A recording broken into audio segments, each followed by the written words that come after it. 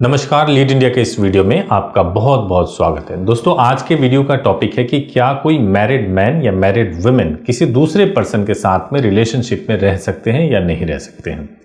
दोस्तों, इसको लेकर के काफ़ी बहस होती है, काफ़ी सारे कॉल्स आते हैं और बहुत आपके मन में इसको लेकर के डाउट होता है। जब से एडल्ट्री को क्राइम पहले माना जाता था, अब इसको क्राइम नहीं माना जाता है। जब से सुप्रीम कोर्ट का एडल्ट्री को लेकर के आदेश आया, यानी 497 आईपीसी को लेकर के जब आदेश आया, उसके बाद से ही इस पर काफ़ी बहस चालू हो गई।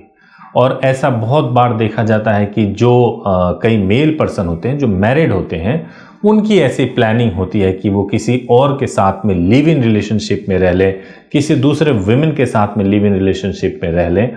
तो ज़्यादा से ज़्यादा यही होगा कि एडल्ट्री का उनके ऊपर चार्ज लगा करके डिवोर्स हो जाएगा।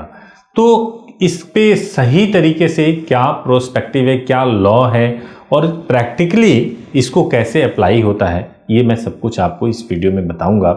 देखिए, सबसे पहली बात तो यह है कि कोई भी चीज करने के लिए आप किसी लॉ का वायलेशन नहीं कर सकते।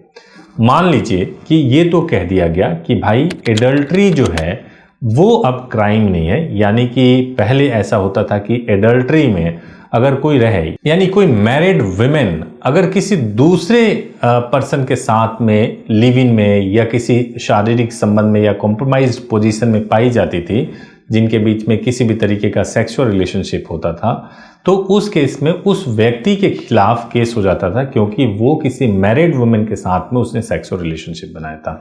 अब ये क्राइम नहीं है, अब क्राइम नहीं है। इस वजह से अब ऐसा हो गया कि ये केवल डिवोर्स का ग्राउंड है।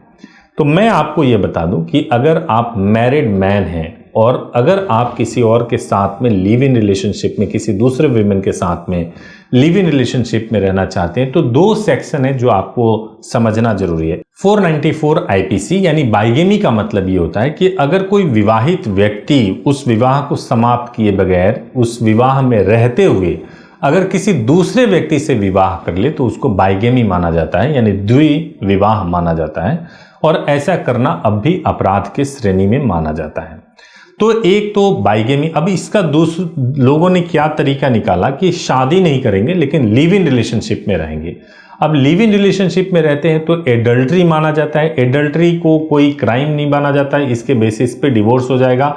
और जो एडल्ट्री में रह रहा है उसकी मंशा भी यही होती है कि उसको डिवोर्स लेना है। तो कई लोग ऐसा प्लान करते हैं कि दोनों की शादी हुई है, घर से भाग जाते हैं, कहीं और जाकर के रहेंगे। तो क्या इससे हमको कानूनन कोई प्रोटेक्शन मिलेगा या नहीं मिलेगा? तो मैं आपको यह बताऊं कि देखिए, अगर आप मैरिड हैं और आप किसी दूसरे व्यक्ति के साथ भाग जाते हैं, या आप मैरिड हैं किसी दूसरे मैरिड व्यक्ति के साथ भाग के या कहीं रहने का फैसला कर लेते हैं, तो उसमें दो कंसिक्वेंसेज आते हैं। सबसे पहला कंसिक्वेंस तो ये आता है कि आप, ये बात सही है कि एडल्ट्री के वजह से आप पे कोई आईपीसी का सेक्शन नहीं लगेगा, लेकिन अगर महिला है तो महिला को किसी भी प्रकार का उसको एलिमनी और मेंटेनेंस नहीं मिलेगा, क्योंकि उसने जानबूझ करके जो शादी का रिश्ता है उसको तोड़ा है, तो उसको मेंटेनेंस या एलिमनी नहीं मिलेगा। पहला नुकसान उससे ये होता है।